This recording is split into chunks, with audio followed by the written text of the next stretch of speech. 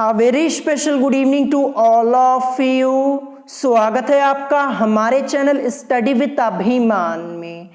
आज मैं आप लोगों के लिए पॉलिटेक्निक एंट्रेंस एग्जाम के लिए साइंस में केमिस्ट्री के एक मोस्ट इंपॉर्टेंट चैप्टर गैसीय नियम, जिसको हम इंग्लिश में बोलते हैं गैसियस लॉस, इस चैप्टर का पार्ट 6 लेकर आया हूं। तो इससे पहले मैंने इस चैप्टर के टोटल 5 पार्ट्स ऑलरेडी अपलोड कर दिए हैं। तो अगर अभी तक आप लोगों ने इन वीडियोस को नहीं देखा है तो आप चैनल पे जाकर इन वीडियोस को देख सकते हैं। मैंने चैनल पर केमिस्ट्री की अलग से प्लेलिस्ट भी बना दी है। आप चैनल पर जाइएगा और केमिस्ट्री की प्लेलिस्ट चेक कर लीजिएगा 2021 वाली, आपको वहां पे सभी वीडियोस लाइन से मिल जाएंगी। तो चलिए फिर आज की इस वीडियो को स्टार्ट करते हैं।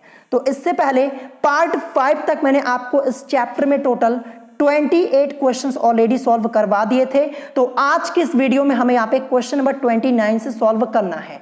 और मैं आपको बता दूं, आज की इस वीडियो में ये जो आपका चैप्टर है गैसियस लॉस, ये चैप्टर आप लोगों का कंप्लीटली फिनिश हो जाएगा। तो चलिए फिर वीडियो को स्टार्ट करते हैं और देखते हैं आज का क्वेश्चन नंबर फर्स्ट यानी क्वेश्चन नंबर 29 यहाँ पे क्या दिया हुआ है। तो क्वेश्चन यहाँ पे लिखा हुआ है कि निम्नलिखित गैसों में से किसकी विसरण की दर अधिकतम होगी। यहां पे अधिकतम पूछा गया है, ध्यान रखिएगा। 4 ऑप्शंस आप लोगों की स्क्रीन के ऊपर आप लोगों को यहां पे दिख रहे होंगे। और मैं आपको बता दूं, ये जो क्वेश्चन आप लोग देख पा रहे हैं ये टोटली कॉन्सेप्ट बेस्ड क्वेश्चन है। अगर आपको कॉन्सेप्ट पता है तभी आप इन टाइप के क्वेश्चंस को सॉल्व कर पाएंगे। तो चलिए इस क्वेश्चन का कॉन्सेप्ट मैं आपको डिटेल में बताता हूं और क्वेश्चन मैं आपको डिटेल में सॉल्व करके समझाता हूं।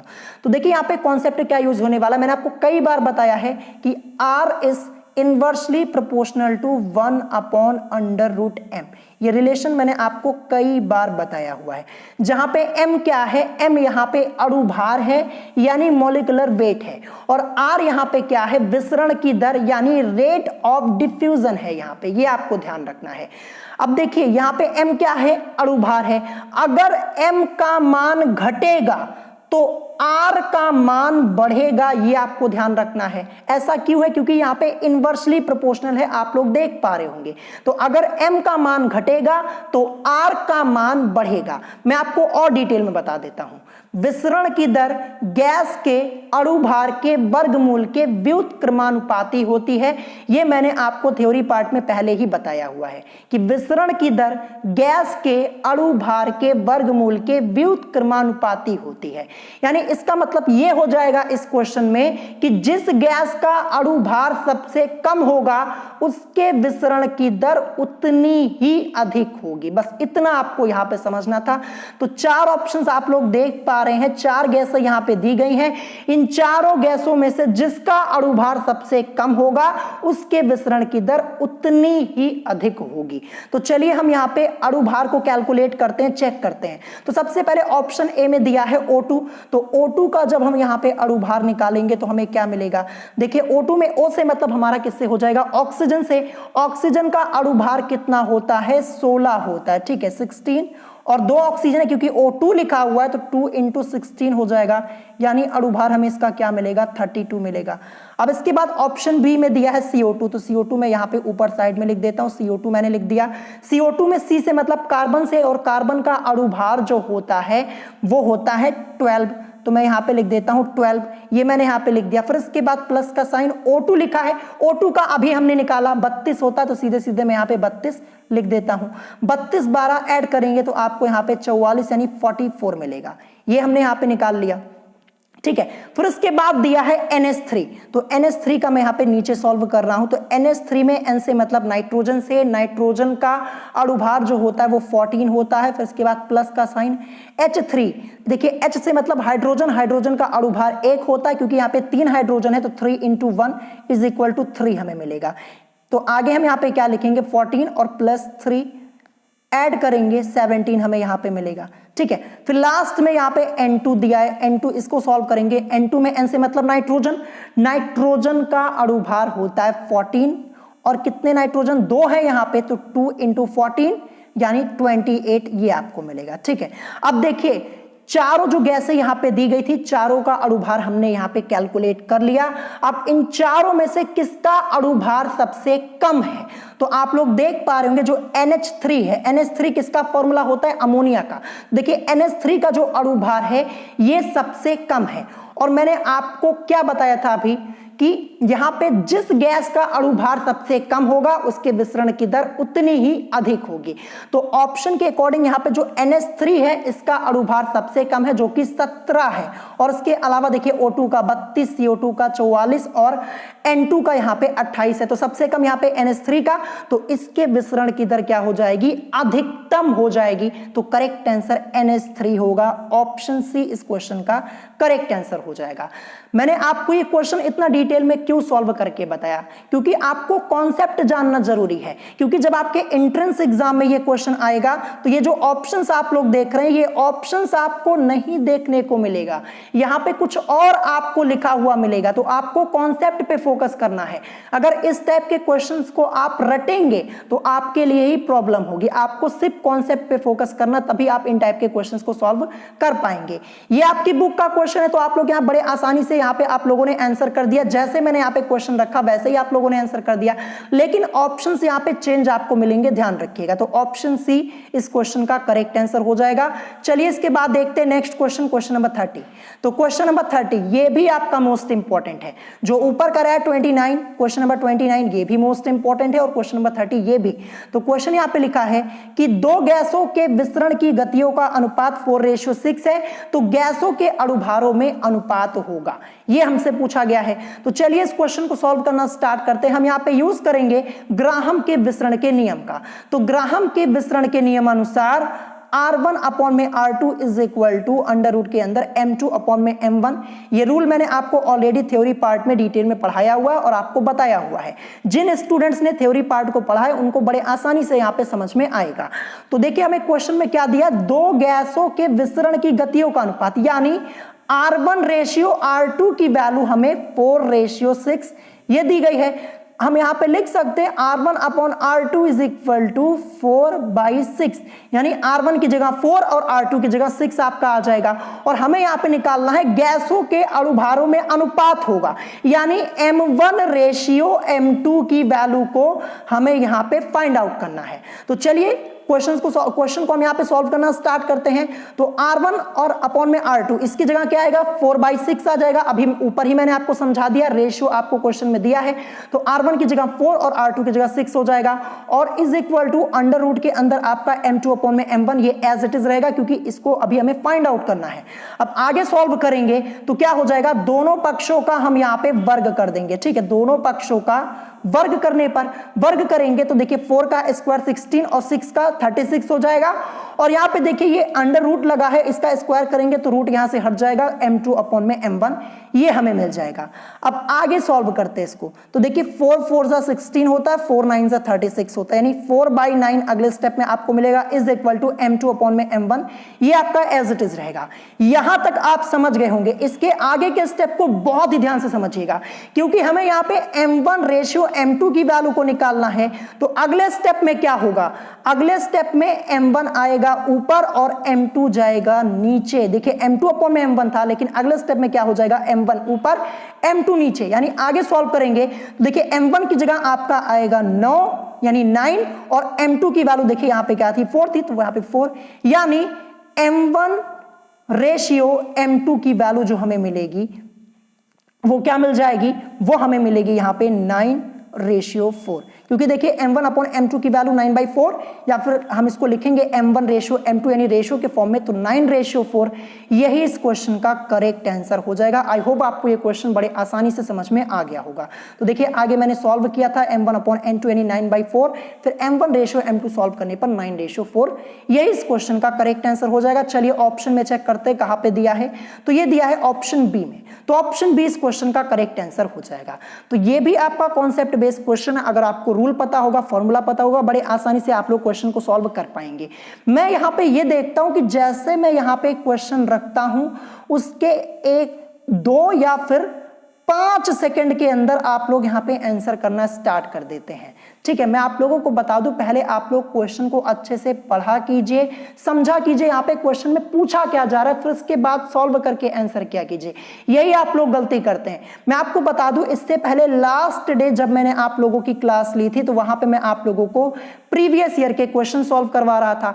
वहां पे एक क्वेश्चन आया न्यूमेरिकल टाइप का, जैसे ही क्वेश्चन मैंने रखा, एक स्टूडेंट ने मात्र 4 सेकंड के अंदर अपना आंसर कर दिया, और जो न्यूमेरिकल था उसको सॉल्व करने में कम से कम आपको यहां पे 50 सेकंड से ऊपर का समय लगने वाला है। अगर आपकी कैलकुलेशन बहुत अच्छी है तब आपको 50 सेकंड लगेंगे, लेकिन एक स्टूडेंट ने क्या किया, 4 सेकंड के अंदर आंसर कर दिया। ठीक है, जैसे ही उसने आंसर किया उसके बाद सभी स्टूडेंट्स उसी आंसर को कॉपी पेस्ट कर रहे थे, एक तरफ से उसी आंसर को सब लोगों ने बताना शुरू कर दिया, जबकि उस स्टूडेंट ने जो आंसर बताया था वो गलत था, लेकिन सब लोगों ने एक तरफ से वही आंसर बताना शुरू कर दिया।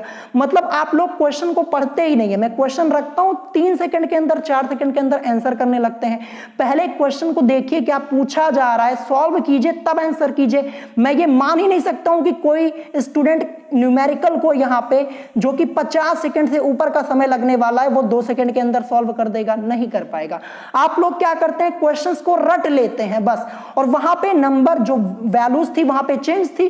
क्वेश्चन स्टूडेंट्स क्या करते हैं, रट लेते हैं, फिर वही आंसर बताने लग जाते हैं। तो आपको ऐसा नहीं करना है, पहले क्वेश्चन को समझिए, सॉल्व कीजिए तब आंसर कीजिए। क्योंकि अगर क्वेश्चन को रटेंगे, कुछ स्टूडेंट्स क्या करते हैं, न्यूमेरिकल्स को ही याद कर लेते हैं, तो ऐसा करेंगे ना तो एंट्रेंस एग्जाम में आपको इस बार बहुत ही प्रॉब्लम होगी, मतलब क्वेश्चन आप सॉल्व ही नहीं कर पाएंगे। तो कॉन्सेप्ट पे फोकस कीजिए, क्वेश्चन को याद मत कीजिए, न्यूमेरिकल को मत याद कीजिए। जो थ्योरी टाइप का क्वेश्चन होता है आप उसको लर्न करते हैं, वो तो ठीक है, लेकिन न्यूमेरिकल्स को याद करेंगे तो बहुत ही प्रॉब्लम होगी, ध्यान रखिएगा। अब चलिए इसके बाद देखते हैं नेक्स्ट क्वेश्चन। क्वेश्चन नंबर 31 क्या दिया है। क्वेश्चन नंबर 31 ये भी इंपॉर्टेंट है। क्वेश्चन यहाँ पे है, ऑक्सीजन तथा नाइट्रोजन गैसों के विसरण की दर का अनुपात है। यहाँ पे रेशियो, यहाँ पे जैसा कि आप लोग देख पा रहे हैं, ये आपसे पूछा जा रहा है कि ऑक्सीजन तथा नाइट्रोजन गैसों के विसरण की दर का अनुपात है। 4 ऑप्शंस आप लोगों की स्क्रीन के ऊपर आप लोगों को यहाँ पे दिख रहे होंगे। तो सबसे पहले हम यहाँ पे क्या करेंगे, ऑक्सीजन जो है, ऑक्सीजन O2 का अणुभार निकालेंगे। जब इसका अणुभार निकालेंगे 32 मिलेगा, अभी ऊपर ही मैंने आपको निकाल के दिखाया था। फिर इसके बाद क्या करेंगे, नाइट्रोजन का अणुभार निकालेंगे, इसका अणुभार निकालेंगे तो हमें मिलेगा 28। तो सबसे पहले आपको ऑक्सीजन और नाइट्रोजन का अणुभार निकालना है, ये हमने यहाँ पे निकाल लिया। ठीक है, ये हमने निकाल लिया। अब आगे क्या करेंगे, हम यहाँ पे यूज करेंगे ग्राहम के विसरण के नियम का। तो ग्राहम के विसरण के नियमानुसार क्या होता है, R1/R2 is equal to under root के अंदर M2/M1 होता है। ठीक है, ये रूल मैंने आपको पहले कई बार बताया, थ्योरी पार्ट में बताया, और इस टाइप के क्वेश्चन भी मैंने आपको पहले सॉल्व कराए हुए हैं। ठीक है, तो जब आगे इसको सॉल्व करेंगे तो क्या हो जाएगा, देखिए R1 की जगह क्या आ जाएगा, R1 की जगह आपका आएगा, देखिए R तो रहेगा ही, यहाँ पे आएगा O2, और R2 की जगह R तो रहेगा और 2 की जगह यहाँ पे आएगा N2। तो यही मैंने यहाँ पे लिखा है, इज इक्वल टू, अब देखिए यहाँ पे M2/M1 है। तो आगे जब इसको सॉल्व करेंगे, आगे सॉल्व करेंगे, देखिए M से मतलब होता है अणुभार यहाँ पे। ठीक है, तो देखिए N2 जाएगा ऊपर और O2 आ जाएगा नीचे, ये आपको ध्यान रखना है। तो देखिए M और N2 हो जाएगा और अपॉन में MO2 हो जाएगा, और M से मतलब हमारा यहाँ पे क्या होता है, अणुभार से, मोलिकुलर वेट से। तो देखिए ऊपर हमने N2 का और O2 का इसका अणुभार निकाला हुआ, इसी को आगे हम पुट कर देंगे वैल्यू। ठीक है, देखिए ये आपका RO2 अपॉन में RN2, ये तो आपका एज इट इज रहेगा।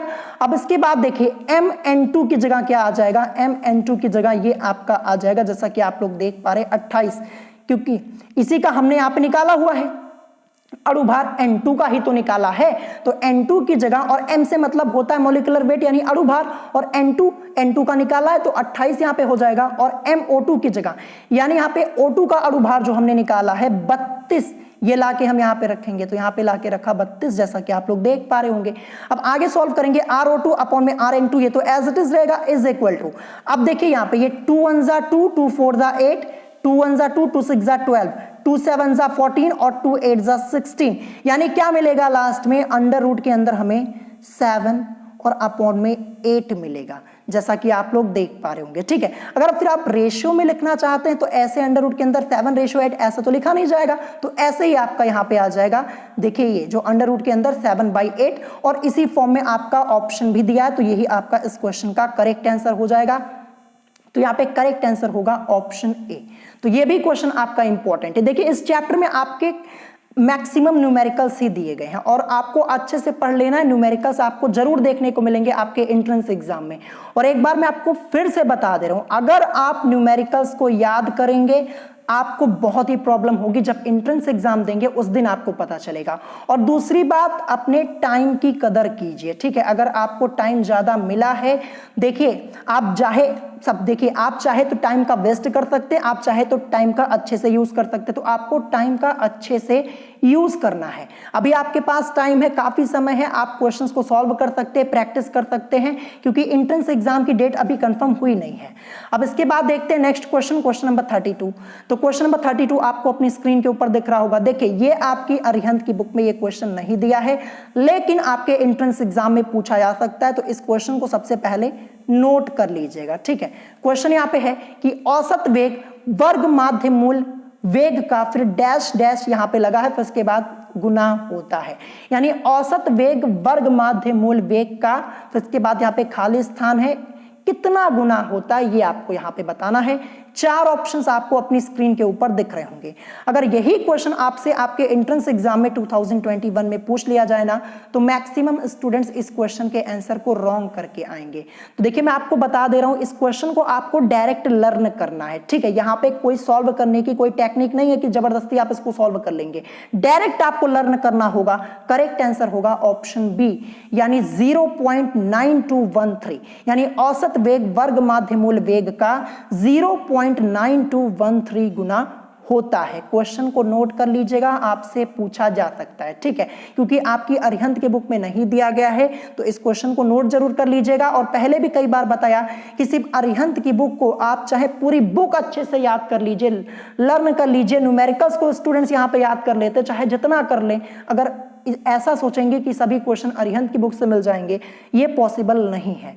कुछ ना कुछ क्वेश्चंस तो आपको अलग से जरूर मिलेंगे, ध्यान रखिएगा। अब चलिए इसके बाद देखते हैं नेक्स्ट क्वेश्चन, क्वेश्चन नंबर 33 क्या दिया है। क्वेश्चन नंबर 33 आपको अपनी स्क्रीन के ऊपर दिख रहा होगा। क्वेश्चन यहाँ पे है कि मीथेन और ऑक्सीजन की समान मात्रा को, इस लाइन पे फोकस कीजिएगा, समान मात्रा लिखा है। मीथेन और ऑक्सीजन की समान मात्रा को एक खाली बर्तन में 25 डिग्री सेल्सियस पर मिलाया गया। कुल दाब में ऑक्सीजन द्वारा लगा आंशिक दाब होगा। यह हमसे पूछा गया, यूपी पॉलिटेक्निक एंट्रेंस एग्जाम 2006 में पूछा गया। देखिए ये भी क्वेश्चन कॉन्सेप्ट बेस्ड क्वेश्चन है, थोड़ा लेंथी क्वेश्चन है। अब यहाँ पे कुछ स्टूडेंट्स क्या करेंगे, क्वेश्चन देख लिया, बुक का क्वेश्चन है, अभी तुरंत आंसर बताएंगे। क्या करेंगे, सबसे पहले कमेंट बॉक्स में उनका आंसर आएगा। तो देखिए क्वेश्चन इतना लंबा है, सॉल्व करने में टाइम लगता है। अब यहीं पे आंकड़े आपके चेंज कर दिए जाएंगे, फिर आप परेशान हो जाएंगे। तो आंसर देने पर अभी फोकस मत कीजिए, पहले क्वेश्चन के कॉन्सेप्ट को समझिए। यहाँ पे आप सोच रहे हैं कि आप 2 सेकंड में 5 सेकंड में आंसर कर देंगे, तो यहाँ पे कुछ नहीं होने वाला। आपको एंट्रेंस एग्जाम में सही करना है, वहां पे फोकस करना है। यहाँ पे आप समझने आए हैं, समझिए। आंसर तब कीजिए जब आप क्वेश्चन को सॉल्व कर लीजिए, ठीक है, ये आपको ध्यान रखना है। अब चलिए हम यहाँ पे क्वेश्चन को सॉल्व करना स्टार्ट करते हैं। पहली लाइन को पढ़िए, मीथेन और ऑक्सीजन की समान मात्रा को। अब देखिए मीथेन और ऑक्सीजन की मात्रा हमें यहाँ पे पता है नहीं, तो क्या करूंगा, सबसे पहले मैंने यहाँ पे लिखा कि माना मीथेन की मात्रा W ग्राम, फिर इसके बाद ऑक्सीजन की मात्रा भी W ग्राम ही होगी। क्यों होगी, क्योंकि लिखा है मीथेन और ऑक्सीजन की समान मात्रा, मात्रा जो है समान है। जब हम यहाँ पे मीथेन की मात्रा को हमने W ग्राम माना है, तो ऑक्सीजन की मात्रा को भी हमें यहाँ पे W ग्राम ही मानना होगा, ठीक है, अकॉर्डिंग टू क्वेश्चन। अब आगे सॉल्व करेंगे। अब हम क्या करेंगे, सबसे पहले हम यहाँ पे मीथेन के मोलों की संख्या, जिसको मैंने यहाँ पे N1 माना हुआ है, तो मीथेन के मोलों की संख्या N1, इसको निकालेंगे। तो कैसे निकालेंगे, भार और बटे में आपका अणु भार हो जाएगा। तो देखिए मीथेन की मात्रा जो हमने मानी है W ग्राम, यही भार हो जाएगा, यानी इसकी जगह यहाँ पे W आएगा। फिर अपॉन में अणु भार, अणु भार किसका, मीथेन का, CH4 का। तो CH4 का जब आप अणु भार निकालेंगे, देखिए कार्बन का अणु भार कितना होता है, 12 होता है, और यहाँ पे H4 यानी हाइड्रोजन, हाइड्रोजन का अणु भार 1, और 4 हाइड्रोजन है तो 4 × 1 यानी 12 + 4 = 16 मिलेगा। तो अणु भार कितना मिल जाएगा मीथेन का, 16, यानी W अपॉन में 16 हो जाएगा, और ग्राम में, ठीक है, किसमें, ग्राम में, ये आपका रहेगा। तो देखिए यहाँ पे मीथेन के मोलों की संख्या N1 = W अपॉन में 16 ग्राम, ये आपका हो गया। अब इसके बाद क्या करेंगे, अब हम ऑक्सीजन के मोलों की संख्या जिसको मैंने N2 यहां पे माना हुआ है, इसको निकालेंगे। सेम वही करेंगे, भार बटे में अणु भार। तो देखिए ऑक्सीजन की मात्रा W ग्राम, भार की जगह यहां पे रखेंगे W, अपॉन में अणु भार ऑक्सीजन यानी O2 का अणु भार हमें यहां पे रखना है। O2 का कितना होता है? 32 होता है। अभी ऊपर ही मैंने आपको कई बार निकाल के दिखाया, तो 32 होता है। तो यहां पे क्या आ जाएगा? 32 आ जाएगा, और ग्राम में आपका रहेगा ही। ठीक है, ये मैंने यहाँ पे लिख दिया। तो देखिए W अपॉन में 32 ग्राम, ये यहाँ पे हो गया। फिर हमसे क्वेश्चन में पूछा गया था कि कुल दाब में ऑक्सीजन द्वारा लगा आंशिक दाब होगा, तो ऑक्सीजन द्वारा ये हमसे पूछा गया है। तो अब हम क्या करेंगे?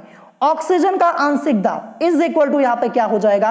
ऑक्सीजन के मोलों की संख्या अपॉन में मोलों की कुल संख्या और इंटू पी से मतलब यहाँ पे कुल दाब हो जाएगा। ठीक है, ये फॉर्मूला यहाँ पे हम यूज करने वाले, ऑक्सीजन के मोलों की संख्या अपॉन में मोलों की कुल संख्या और इनटू पी हो जाएगा। अब देखिए यहाँ पे ऑक्सीजन का पूछा गया, तो इसीलिए ऑक्सीजन के मोलों की संख्या लिखा हुआ है। अगर कुछ और पूछा जाता तो उसका लिखते। ठीक है, यहां तक आप समझ गए होंगे। अब देखिए ऑक्सीजन के मोलों की संख्या ये हमने क्या निकाली, अभी ऊपर मैं आपको ले चल के दिखाता हूं। ये देखिए ऑक्सीजन के मोलों की संख्या जिसको N2 माना हुआ था, W अपॉन में 32 ग्राम, ये निकाली, ये मैंने यहां पे रख दिया। फिर अपॉन में मोलों की कुल संख्या, मोलों की कुल संख्या से मतलब क्या हो जाएगा? ऑक्सीजन और प्लस मीथेन दोनों की, ध्यान रखिएगा। तो देखिए ऑक्सीजन के मोलों की संख्या W अपॉन में 32 ग्राम है और मेथेन के मोलों की संख्या W अपॉन में 16 ग्राम है। तो इन दोनों को हम यहाँ पे लिखेंगे। देखिए यहाँ पे W upon 16 plus W upon में 32, क्योंकि मोलों की कुल संख्या पूछा है तो ऑक्सीजन और प्लस मेथेन दोनों यहाँ पे, और इंटू P, ये तो फॉर्मूले में ऐसे ही रहेगा। अब आगे इसको सॉल्व करेंगे। देखिए W अपॉन में 32 ये आपका ऊपर है, इसको ऐसे ही रहने दीजिए। अपॉन में आपका क्या है? W अपॉन में 16 प्लस W अपॉन में 32, 16 और 32 इसका एलसीएम निकालेंगे तो आपको क्या मिलेगा? 32 ही मिलेगा। अब इस 16 से 32 में डिवाइड कीजिए 2 बार और 2 की मल्टीप्लाई W में, तो 2 और W यहाँ पे मिलेगा। प्लस है, प्लस लगा देते हैं, 32 से 32 में डिवाइड करेंगे एक बार और 1 की मल्टीप्लाई W में, तो W ही मिलेगा, कोई फर्क तो पड़ने वाला है नहीं। जब आगे इसको सॉल्व करेंगे तो देखिए W अपॉन में 32 ये आपका ऐसे ही रहेगा। फिर अपॉन में आपको क्या मिल जाएगा? 2W और प्लस W मिलके क्या हो जाएगा? 3W और अपॉन में 32 हो जाएगा। अब आगे इसको सॉल्व करेंगे तो ऊपर आपका W अपॉन में 32 है। ठीक है, और ये जो नीचे वाला पार्ट है, ये वाले पार्ट को जब हम ऊपर भेजेंगे, ऊपर जाके ये मल्टीप्लाई में होगा और पलट जाएगा, 32 हो जाएगा ऊपर और 3W आ जाएगा नीचे। 32 से 32 यहाँ पे कैंसिल हो जाएगा, तो हमें मिला क्या? और देखिए इंटू में P आपका यहाँ पे रहेगा, क्योंकि P यहाँ पे है, और यहाँ भी इंटू में P आपका रहेगा। P तो रहेगा ही, ध्यान रखिएगा। ठीक है, और यहाँ पे इंटू P मैं लिख दे रहा हूं। तो देखिए 32 से 32 कैंसिल हो गया, बचा क्या? W अपॉन में 3W, यानी W अपॉन में 3W और इंटू P ये बचेगा। तो यही मैंने नीचे लास्ट में ये लिखा है, W अपॉन में 3W इंटू P। ये कैसे आया आप समझ गए होंगे। अब यहाँ पे देखिए ये W से W कैंसिल कर देंगे, ऊपर आएगा 1 और नीचे तो आपका 3 है ही, और इंटू P। ठीक है, P यही आपका करेक्ट आंसर हो जाएगा। 1/3 होगा, 1/3 ये इस क्वेश्चन का करेक्ट आंसर हो जाएगा। और इंटू P था, फॉर्मूले में P तो रहेगा, तो इससे कोई फर्क पड़ने वाला नहीं, यानी 1/3 यही इस क्वेश्चन का करेक्ट आंसर हो जाएगा। चलिए ऑप्शन में चेक करते कहां पे दिया हुआ है।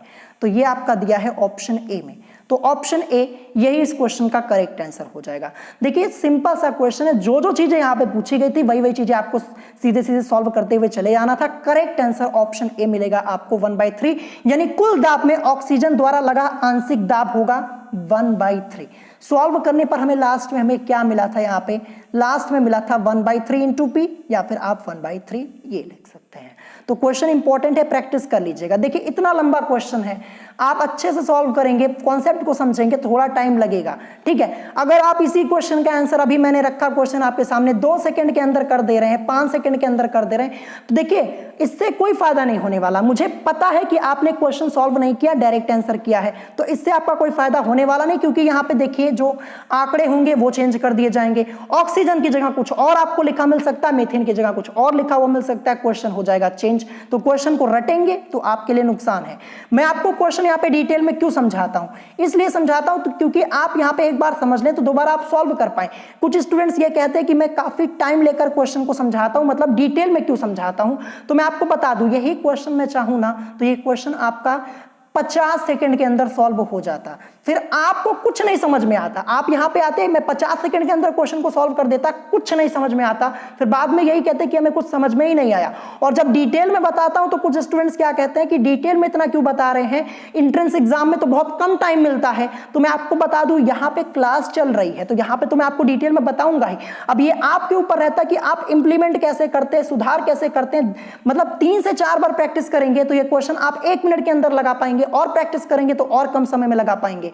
तो देखिए क्लास में तो क्वेश्चन डिटेल में ही बताया जाता है। अब यहां पे मैं ये थोड़ी ना कर सकता हूं कि ये क्वेश्चन मैं 50 सेकंड से भी कम में लगा दूंगा, ठीक है, लेकिन फिर आपको कुछ समझ में नहीं आएगा। तो ये आपके ऊपर डिपेंड करता है आपको डिटेल में पढ़ना है कि जल्दी जल्दी में पढ़ना है। अब चलिए इसके बाद देखते हैं next question, question number 34। Question number 34 आपको अपनी स्क्रीन के ऊपर दिख रहा होगा। क्वेश्चन यहां पे है कि दो गैसीय यौगिक ए तथा बी के आपेक्षिक द्रव्यमान क्रमशः 2 तथा 32 है। यानी ए का आपेक्षिक द्रव्यमान 2 और बी का 32। समान दशाओं में ए का विसरण बी की अपेक्षा कितने गुना होगा, यह हमसे यहां पे पूछा गया है। तो देखिए सबसे पहले हमें क्या दिया है, क्योंकि यहां पे देखिए दो गैसीय यौगिक ए तथा बी के आपेक्षिक द्रव्यमान हमें यहां पे दिए हैं, यानी एम ए की वैल्यू हमें यहां पे 2 और एम बी की वैल्यू हमें यहां पे 32 दी गई है। ये देखिए 2 और 32, तो यही मैंने यहां पे लिखा हुआ है। हमें यहां पे ये बताना है कि समान दशाओं में ए का विसरण बी की अपेक्षा कितने गुना होगा। तो यहां पे ग्राहम के विसरण के नियम के अनुसार R1 अपॉन में R2 is equal to under root के अंदर M2 अपॉन में M1, इसी रूल का यूज हम यहाँ पे करने वाले हैं, ठीक है। तो देखिए R1 की जगह यहाँ पे क्या आएगा, R1 अपॉन R2 दिया है तो R1 की जगह आपका आएगा RA हो जाएगा, ठीक है, क्योंकि दो आप लोग क्वेश्चन में देख पा रहे हैं दो गैसीय यौगिक यहाँ पे ए और बी दिए हैं, ठीक है। तो R1 की जगह क्या हो जाएगा, R1 की जगह RA और R2 की जगह आपका RB हो जाएगा, इज इक्वल टू अब M2 अपॉन में M1 आपका लिखा हुआ है। तो देखिए क्या होगा, B जाएगा ऊपर, ठीक है, इसी स्टेप को आपको समझना है। देखिए RA अपॉन में RB था, अब ये जो B होगा यहाँ पे देखिए MB हो जाएगा, यानी M तो रहेगा 2 की जगह आपका B आएगा, और फिर इसके बाद M1 है तो M तो रहेगा 1 की जगह आपका A हो जाएगा, पलट जाता है, ये आपको ध्यान रखना है, मैंने आपको पहले भी कई बार बताया हुआ है, ठीक है। तो RA upon RB is equal to अब आपका क्या हो जाएगा, देखिए M2 अपॉन में M1 था, यानी MB अपॉन में MA हो जाएगा, ठीक है। यहां तक आप समझ गए। अब आगे इसको सॉल्व करेंगे तो क्या हो जाएगा, आगे सॉल्व करेंगे देखिए RA अपॉन में RB, ये तो एज इट इज रहेगा, इज इक्वल टू MB की वैल्यू क्या दी गई है, MB की वैल्यू 32 दी गई है, MB की जगह क्या रखेंगे 32, ये रख दिया, और MA की वैल्यू क्या दी गई है, तो देखिए MA की वैल्यू 2 क्वेश्चन में दी हुई है आपकी, ठीक है, तो यहां पे रखेंगे 2, तो ये रख दिया 32 और बटे में 2 हो गया। अब इसी को सॉल्व कर लीजिए, 2 1 जा 2, 2 1 जा 2 और 2 6 जा 12, यानी आगे सॉल्व करेंगे RA अपॉन में RB is equal to under root 16, ये हमें मिला हुआ जैसा कि आप लोग यहाँ पे देख पा रहे होंगे। अब जब आगे इसको सॉल्व करेंगे तो क्या हो जाएगा, RA अपॉन में RB, ये देखिए अंडर रूट 16, इसको सॉल्व करेंगे तो 4 हमें मिलेगा। या फिर आप इसको ऐसे भी लिख सकते हैं, RA अपॉन में RB है, हम इसको लिख सकते हैं R1 अपॉन में R2, क्योंकि R1 की जगह आपका R1 की जगह यानी 1 की जगह यहाँ पे A आया था, और R2 यानी 2 की जगह B आया था, यानी R1 अपॉन R2 हम इसको क्या लिख सकते हैं, इसको हम लिख सकते हैं यहाँ पे 4, ये मैंने यहां पे लिख दिया।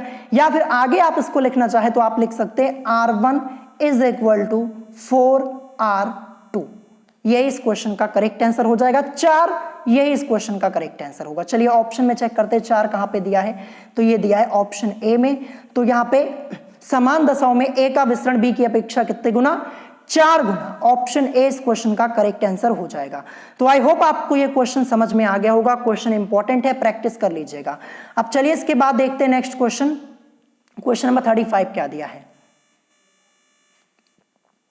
क्वेश्चन नंबर 35 आपको अपनी स्क्रीन के ऊपर दिख रहा होगा, ये भी मोस्ट इंपॉर्टेंट क्वेश्चन है, और इस क्वेश्चन की कैलकुलेशन काफी लेंदी है, मैं आपको पहले ही बता दे रहा हूं। क्वेश्चन यहाँ पे है कि किसी गैस का 17 डिग्री सेल्सियस तथा 740 मिलीमीटर दाब पर आयतन 800 घन सेंटीमीटर है, सामान्य दाब तथा ताप पर गैस का आयतन होगा।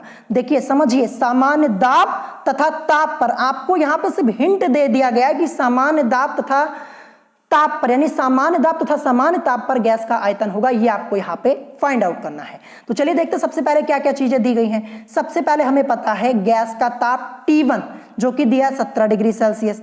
डिग्री सेल्सियस में है, इसको केल्विन में चेंज करेंगे, कुछ नहीं करना, प्लस 273 कर दीजिए और ऐड करेंगे तो 290 केल्विन ये आपको मिल जाएगा। 290 केल्विन यहां तक हो गया। फिर इसके बाद गैस का दाब हमें कितना दिया गया है, 740 मिलीमीटर, जैसा कि आप लोग देख पा रहे होंगे। तो गैस का दाब P1 is equal to 740 mm, ये मैंने यहां पे लिख दिया जैसा कि आप लोग देख पा रहे होंगे। फिर इसके बाद दिया है कि 740 मिलीमीटर दाब पर आयतन कितना दिया है, 800 घन सेंटीमीटर, यानी गैस का आयतन V1 is equal to 800 centimetre cube, ये हमें दिया है। यहां तक हमने कर लिया। अब इसके बाद हमसे पूछा गया कि सामान्य दाब तथा ताप पर गैस का आयतन होगा। तो देखिए यहां पे सामान्य ताप, इसका मान होता कितना, 273 केल्विन होता, मैंने आपको पहले भी बताया था थ्योरी पार्ट में। तो सामान्य ताप से हमारा मतलब, आपको क्वेश्चन में सिर्फ हिंट दिया गया, ये आपको अपनी तरफ से वैल्यू पुट करनी होगी। सामान्य ताप, इसकी वैल्यू कितनी होती है, 273 केल्विन, T2 की वैल्यू हो जाएगी। और सामान्य दाब भी कहा है, तो सामान्य दाब P2 की वैल्यू जो कि कितनी होती है, सामान्य दाब की वैल्यू 760 mm, ये मैंने यहां पे पुट कर दी। ये आपको अपनी तरफ से रखना होगा, सिर्फ आपको हिंट यहां पे दे दिया गया, सामान्य दाब तथा ताप पर गैस का आयतन होगा, तो ये आपको अपनी तरफ से समझना होगा। तो यहां तक हमने कर लिया। अब क्या करेंगे, गैस समीकरण का यहां पे यूज करेंगे। गैस समीकरण से क्या होता है, P1 V1 अपॉन में T1 is equal to P2 V2 upon में T2, ये मैंने आपको थ्योरी पार्ट में सॉल्व कराया हुआ है, ये फॉर्मूला मैंने आपको बताया हुआ है, ठीक है, जब मैंने आपको आदर्श गैस समीकरण पढ़ाया था वहां पे। तो कुछ नहीं करना, सभी वैल्यूज को पुट कर देते हैं। P1 की वैल्यू कितनी है, P1 की वैल्यू जैसा कि आप लोग देख पा रहे होंगे 740 mm ये दी है, तो P1 की जगह 740 रखेंगे। V1 की वैल्यू कितनी दी गई है, V1 की वैल्यू 800 सेंटीमीटर क्यूब यानी 800 रखेंगे यहाँ पे। और T1 की वैल्यू कितनी दी गई है, तो T1 की वैल्यू हमें दी गई थी डिग्री सेल्सियस में, जिसको हमने चेंज किया था, तो हमें मिला था 290 केल्विन, तो यहाँ पे लाके रखेंगे, 290 को रख दिया। फिर इसके बाद P2 V2 है, तो देखिए P2 की वैल्यू 760, फिर इसके बाद V2, यही तो हमें निकालना है, V2 यही तो हमें फाइंड आउट करना है, यही तो हमसे क्वेश्चन में पूछा गया। देखिए हमसे ये पूछा गया है कि सामान्य दाब तथा ताप पर गैस का आयतन यानी V2, यही तो हमें निकालना है। तो V2 तो आपका यहाँ पे एज इट इज रहेगा, और अपॉन में T2 है, तो T2 की वैल्यू 273 केल्विन, ये 273 रख दिया। अब इसी को आगे हमें सॉल्व करना है। आगे सॉल्व करेंगे तो क्या हो जाएगा, देखिए यहां पे आगे सॉल्व करेंगे तो 740 गुणे 800 और अपॉन में आपका क्या है 290 है, ठीक है, जैसा कि आप लोग देख पा रहे होंगे 740 गुणे 800 और अपॉन में आपका यहाँ पे 290 और गुणे में आपका 273 और अपॉन में 760 है। और V2 को हम यहाँ पे आगे ले आए, क्यों ले आए, क्योंकि V2 की वैल्यू को हमें निकालना है, तो V2 को हम ले आएंगे आगे। जब V2 को हम आगे ले आएंगे तो हमारा क्या हो जाएगा, 740 और इंटू 800, ये आपका हो जाएगा, ठीक है। यहां पे देखिए हमें क्रॉस मल्टीप्लाई करवा लेते हैं, ठीक है। V2 को आगे ले आए, 740 गुणे 800 और गुणे यहां पे क्या हो जाएगा 273, ये आपका है, यहां तक समझ गए। फिर इसके बाद 290 और गुणे 760 हो गया, और V2 को तो हम पहले ही आगे ले आए हैं, ठीक है, यहां तक आप समझ गए। अब इसके बाद आपको क्या करना है, वो स्टेप आपको समझना है। देखिए यहां पे जो इतना पार्ट है 740 गुणे 800, ठीक है, इसको अलग कीजिए, 740 और गुणे में 800, ये लिखिए, ये मैंने यहां पे लिख दिया, और अपॉन में 290 था तो 290 कर लीजिए, इतने को अलग। फिर इसके बाद जो 273 अपॉन में 760 था, इसको अलग कीजिए, 273 और बटे में 760, ऐसे आपको करना नहीं, फिर क्वेश्चन ये आपका सॉल्व नहीं होने वाला, काफी लंबी कैलकुलेशन यहाँ पे है। तो 290 ये यहाँ पे मैंने लिख दिया, यहाँ पे 0 नहीं लिखा था, ये मैंने लिख दिया, तो ये 290 है, ठीक है, ध्यान रखिएगा। अब देखिए ये 0 से ये 0 आपका कैंसिल हो जाएगा, ठीक है, ये 0 से 0 कैंसिल हो गया, बचा क्या हमारे पास, अब यहाँ पे बचा यहाँ पे 74 इंटू 800, ये, और अपॉन में क्या मिला, अपॉन में 29 ही बचेगा, क्योंकि देखिए यहाँ पे 0 से 0 कैंसिल कर दिया, ऊपर 74 होगा। अब जब इतने को आप सॉल्व करेंगे, जो यहाँ पे 74 इंटू 800 अपॉन में 29 है, जब इतने को आप सॉल्व करेंगे तो आपको सॉल्व करने पर क्या मिलेगा, आपको सॉल्व करने पर यहां पे मिलेगा 2041.37931, इतनी बड़ी वैल्यू आपको यहां पे मिलेगी, ठीक है। ये किसकी जगह, इसकी जगह आएगी, और इंटू का साइन यहां पे लगा है, ये देखिए, ये तो इंटू लगा देते हैं, यहां तक सॉल्व करने पर हमें इतना मिला। अब जो 273 बटे में 760 है, जब आप इसको सॉल्व करेंगे, डिवाइड करेंगे, सॉल्व करेंगे, 273 छोटी संख्या जब सॉल्व करेंगे यहां पे डिवाइड करने के बाद, तो आपको क्या मिलेगा वो मैं आपको बता देता हूं। आपको मिलेगा 0.359210526, इतनी बड़ी वैल्यू आपको मिलेगी। अब इन दोनों की मल्टीप्लाई करवा दीजिए, क्योंकि मल्टीप्लाई यहां में था, इसको सॉल्व करने पर इतने वाले पार्ट को ये हमें यहां पे मिला, और फिर इसके बाद इस वाले पार्ट को सॉल्व किया तो ये वाला मिला। अब इन दोनों की जब आप मल्टीप्लाई करवाएंगे तो आपको क्या मिलेगा वो मैं आपको लिख के यहां पे बता देता हूं। आपको मिलेगा 7, ठीक है, रुकिए मैं यहां पे साइड में लिख देता हूं यहां पे, ठीक है, 733 पॉइंट, फिर इसके बाद 284,936, ये वैल्यू आपकी मिलेगी, जो कि करीब होगी 733 यानी 733.3 की, और सेंटीमीटर क्यूब में आएगा। तो कैलकुलेशन यहां पे बहुत ही लंबी है, 733.3 सेंटीमीटर क्यूब, यही इस क्वेश्चन का करेक्ट आंसर होगा। तो ऐसे आपको यहां पे सॉल्व करना है। चलिए ऑप्शन में चेक करते हैं कहां पे दिया है, तो ये आपका दिया है ऑप्शन सी में। तो कैलकुलेशन यहाँ पे बहुत ही अच्छी खासी कैलकुलेशन आपको करनी होगी। अब यहाँ पे जिन स्टूडेंट्स ने इस क्वेश्चन का आंसर 2 सेकंड के अंदर किया है उनको मैं बता रहा हूं, ये 2 सेकंड का क्वेश्चन नहीं है, आपको यहाँ पे अच्छे से प्रैक्टिस करनी होगी, कैलकुलेशन करनी होगी, तब ये क्वेश्चन सॉल्व होगा। नहीं तो फिर आप लोग क्या करते हैं, न्यूमेरिकल्स को रट लेते हैं। तो देखिए यहाँ पे आप ये कर सकते हैं, इस क्वेश्चन की 4 से 5 बार प्रैक्टिस कर लीजिए, तो आपको यहाँ पे क्वेश्चन देखते ये पता चल जाएगा कि इसका आंसर ये हो सकता है, ठीक है, ये ऐसा आप कर सकते हैं, ठीक है। तो करेक्ट आंसर ऑप्शन सी होगा।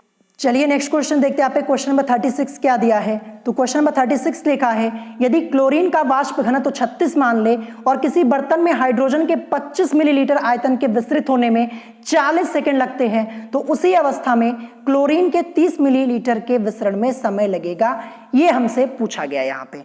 तो चलिए इस क्वेश्चन को हम सॉल्व करना स्टार्ट करते हैं। और मैं आपको बता दूं, जो स्टूडेंट यहाँ पे इस क्वेश्चन का आंसर 2 सेकंड में या फिर 5 सेकंड में कर रहा है, तो आपके आंसर करने से कोई फायदा होने वाला नहीं। ये 2 से 5 सेकंड का क्वेश्चन पहली बात है ही नहीं, और यहाँ पे क्वेश्चन में चेंजेस भी हो सकते हैं। तो क्वेश्चन के कॉन्सेप्ट को समझिएगा, आपको यहाँ पे आंसर पहले करने की कोई जरूरत नहीं, पहले क्वेश्चन को सॉल्व कीजिए फिर आंसर कीजिएगा, ठीक है। यहाँ पे ये क्वेश्चन जानते हैं, ये क्वेश्चन आपका करीब 1 मिनट से ऊपर का समय लेने वाला है, और अगर आप 5 सेकंड में आंसर कर रहे हैं, इसका मतलब आपने क्वेश्चन के आंसर को पहले से देख लिया है या फिर क्वेश्चन आपने रट लिया है। 2 में से एक काम आपने किया। यूपी पॉलिटेक्निक एंट्रेंस एग्जाम 2005 पे ये क्वेश्चन पूछा गया है। तो देखिए सबसे पहले हमें क्या दिया है कि यदि क्लोरीन का वाष्प घनत्व 36 मान ले, इसका मतलब हमें यहाँ पे क्लोरीन का जो वाष्प घनत्व है DCl2 की वैल्यू कितनी दी गई है, 36 दी गई है। अब देखिए जो वाष्प घनत्व दिया है क्लोरीन का, इसी की हेल्प से इसका अणुभार हम निकाल लेंगे। DCl2 की वैल्यू 36, अणुभार निकालेंगे तो अणुभार बराबर 2 गुणे वाष्प घनत्व होता है, तो 2 और गुणे क्लोरीन का वाष्प घनत्व 36 दिया है, तो क्या मिल जाएगा, 72 मिलेगा। ये हमने क्या निकाला, ये क्लोरीन का अणुभार, यानी अणुभार को हम m से रिप्रेजेंट करते हैं, और Cl2 का निकाला तो MCl2 की वैल्यू 72 हमें मिल गई, जो कि मैंने यहाँ पे लिख दी। और इसके अलावा देखिए क्वेश्चन में हमें यहाँ पे हाइड्रोजन भी तो दिया हुआ है, हाइड्रोजन दिया है ना, तो हाइड्रोजन का भी हम यहाँ पे अणुभार निकाल लेते हैं। तो M से मतलब अणुभार और H2 का निकालेंगे तो क्या मिलेगा, 2 ही तो मिलेगा। अभी ऊपर ही मैंने आपको कई बार निकाल के दिखाया। तो इसका अणुभार जो निकलेगा 2 निकलेगा MH2 का, यानी हाइड्रोजन का निकाला तो 2 हो गया, ठीक है। अब इसके बाद देखिए क्वेश्चन में आइए क्या लिखा है यहाँ पे लिखा है यदि क्लोरीन का वाष्प घनत्व 36 मान ले और किसी बर्तन में हाइड्रोजन के 25 मिली आयतन के विस्तृत होने में, 25 मिली आयतन किसके, हाइड्रोजन के, तो VH2 की वैल्यू हमें कितनी दी गई है, हाइड्रोजन की बात हो रही है। और यहां पे क्या लिखा है, यहां पे लिखा है कि 25 मिली आयतन के विस्तृत होने में हाइड्रोजन के ना, तो VH2 की वैल्यू हमें यहां पे 25 मिलीलीटर यानी 25 ml ये दी गई है। तो VH2 देखिए मैंने यहां पे लिखा, जैसा कि आप लोग देख पा रहे होंगे 25 ml, ये मैंने यहां पे लिख दिया। फिर उसके बाद देखिए क्या लिखा है कि हाइड्रोजन के 25 मिलीलीटर आयतन के विस्तृत होने में 40 सेकंड लगते हैं। तो देखिए ये T और H2 की वैल्यू दी गई है, ये TH2 की वैल्यू क्या दी गई है, 40 सेकंड दी गई है। तो TH2 की वैल्यू देखिए नीचे मैंने यहां पे लिखी हुई है 40 सेकेंड, ये हमें दी गई है, यहाँ पे आप समझ गए होंगे। फिर इसके बाद देखिए यहाँ पे आगे क्या लिखा है, तो उसी अवस्था में क्लोरीन के 30 मिलीलीटर के विसरण में समय लगेगा। यानी हमें यहाँ पे B और Cl2 की वैल्यू क्या दी गई है, 30 ml।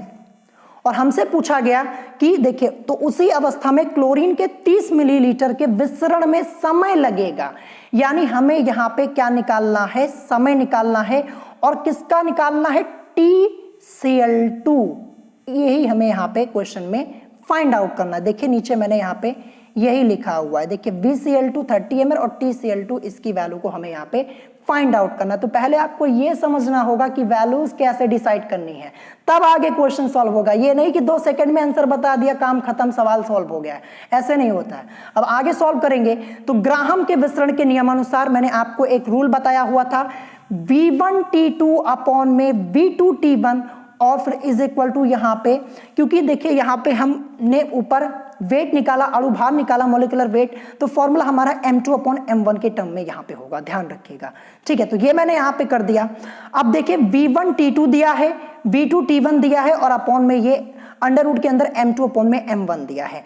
अब V1T2 V2T1 इसकी वैल्यू को कैसे डिसाइड करेंगे, तो मैं आपको बता दूं। देखिए V1 इज इक्वल टू हम क्या रखेंगे, VH2 को रखेंगे। ठीक है, किसको, VH2 को रखेंगे।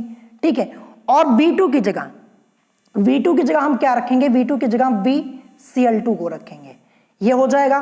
फिर इसके बाद T2 की जगह आपका क्या आएगा, T2 की जगह TCl2 और T1 की जगह आपका आएगा TH2, ये आपको ध्यान रखना है। और फिर इसके बाद देखिए M2 की जगह आपका क्या आ जाएगा, M2 की जगह MCl2 आएगा और M1 की जगह आपका आएगा MH2, ये आपको इतना ध्यान रखना है। तो देखिए V1 की जगह आपका क्या आएगा, VS2 रख दिया, इनटू T2 की जगह क्या आएगा, TCl2 जो कि हमें निकालना है, ये आपका रहेगा, अपॉन में V2 की जगह क्या आएगा, V2 की जगह VCl2 आएगा, रख दिया यहाँ पे, इनटू T1 की जगह क्या आएगा, TH2 आएगा, ये वाला। तो यहाँ पे देखिए TS2 ये कर दिया। फिर इसके बाद M2 अपॉन में M1 अंडर रूट के अंदर, तो देखिए M2 की जगह क्या आएगा, M तो रहेगा और Cl2 आएगा। ठीक है, और अपॉन में M1 की जगह क्या आएगा, M तो रहेगा और S2 आएगा। इतना आपको पहले समझना होगा। देखिए काफी टाइम टेकिंग क्वेश्चन है और 3 से 4 बार प्रैक्टिस करेंगे तब आप इस क्वेश्चन को लगा पाएंगे। और ये V1 V2 T2 T1 ये सब आपको क्वेश्चन पढ़ के डिसाइड करना, जो ऊपर क्वेश्चन लिखा है उसी बेसिस पे मैंने डिसाइड किया है। क्योंकि क्वेश्चन ऊपर है तो बार बार मैं ऊपर नीचे यहाँ पे नहीं कर सकता, नहीं तो फिर यही क्वेश्चन सॉल्व करने में काफी समय लग जाएगा। तो आप 2 से 3 बार प्रैक्टिस कर लीजिएगा, आप समझ जाएंगे। तो यहां तक आप समझ गए होंगे। अब आगे क्या करना, चलिए इन्हीं वैल्यूज को यहाँ पे हम पुट कर देते जो जो हमें दिया है।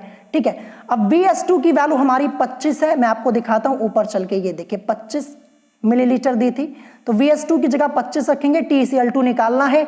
VCl2 की वैल्यू 30 यहां पे रखी, देखिए 30 ml 30 रख दी, इंटू TS2 की वैल्यू क्या दी है, TS2 की वैल्यू 40 सेकेंड थी यहाँ पे, तो ये देखिए 40 ये मैंने यहाँ पे रख दिया। MCl2 और MS2 इन दोनों की वैल्यू हमने ऊपर ही निकाली थी, ये दिखाता हूँ, 72 और MS2 की 2 यहाँ पे देखिए, जैसा कि आप लोग देख पा रहे हैं। तो यही पे यहाँ पे पुट कर देते लाके, तो देखिए अंडर रूट के अंदर 72 अपॉन में 2 हो जाएगा। अब आगे इसको सॉल्व करेंगे तो क्या हो जाएगा, जब आगे इसको सॉल्व करेंगे देखिए 25 इंटू TCl2 ऐसे रहेगा, 30 की मल्टीप्लाई 40 में करवाएंगे, 1200 आपको मिलेगा। और ये 2 1 जा 2 हो जाएगा, 2 3 जा 6, 2 6 जा 12, यानी अंडर रूट के अंदर 36 ये आपको यहाँ पे मिलेगा। अब आगे सॉल्व करेंगे तो यहाँ पे हम क्या कर सकते हैं, 25 इंटू TCl2 इसको ऐसे ही रहने दीजिए। ठीक है, और ये देखिए जो 36 है इसको हम लिखना चाहें तो ये 6 होगा ना, क्योंकि 6 का स्क्वायर ही तो 36 होता है, रूट हटेगा 6 आएगा यहाँ पे। ठीक है, यानी 25 इंटू Cl2 और यहाँ पे अब क्या हो जाएगा, 6 हो जाएगा। इस 6 की मल्टीप्लाई 1200 में, क्योंकि इसकी जगह हमारा 6 आया 6, अगर नीचे हम यहाँ पे 1 लिख ले कोई दिक्कत ही नहीं, कोई दिक्कत नहीं। तो यहाँ पे देखिए 25 और गुणे TCl2 ऐसे हो जाएगा, 6 की मल्टीप्लाई 1200 में होगी। ठीक है, तो यहाँ पे ये हो गया। आगे सॉल्व करेंगे तो TCl2 ये निकालना, ये आगे आएगा, तो 6 गुणे 1200 ये तो रहेगा इसे, और 25 आएगा आपका अपॉन में। अब इसी को सॉल्व कर लीजिए, सॉल्व करेंगे तो 5 5 जा 25, 5 2 जा 10, 2 इधर जाएगा, 5 4 जा 20 और ये 0 हो जाएगा।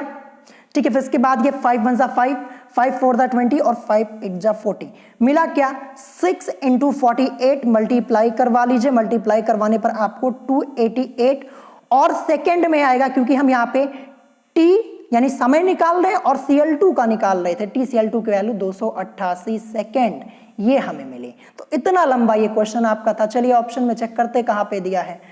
तो 288 सेकेंड दिया ऑप्शन सी में। तो देखिए समझाने में इतना समय लग गया। अगर पूरा एक एक स्टेप अगर आपको मैं डिटेल में समझाता तो और भी देर लगती। मैंने यहाँ पे एक एक स्टेप समझाया है, लेकिन फिर भी यहाँ पे देखिए आपको 3 से 4 बार इस क्वेश्चन की प्रैक्टिस कर लेनी है, तभी आपको एक क्वेश्चन समझ में आने वाला। अभी आपको एक क्वेश्चन नहीं समझ में आया होगा, मैं पहले ही बता दे रहा हूँ।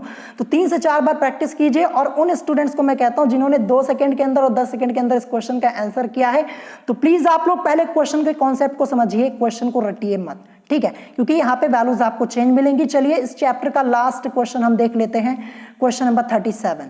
क्वेश्चन यहाँ पे है, देखिए एक दिन मैंने आपसे ये क्वेश्चन पूछा हुआ था, आपसे कहा था कमेंट बॉक्स में आंसर करना, किसी ने नहीं बताया था। 1-2 स्टूडेंट को छोड़कर किसी ने बताया नहीं था, इसीलिए दोबारा ये क्वेश्चन करवाना पड़ रहा है।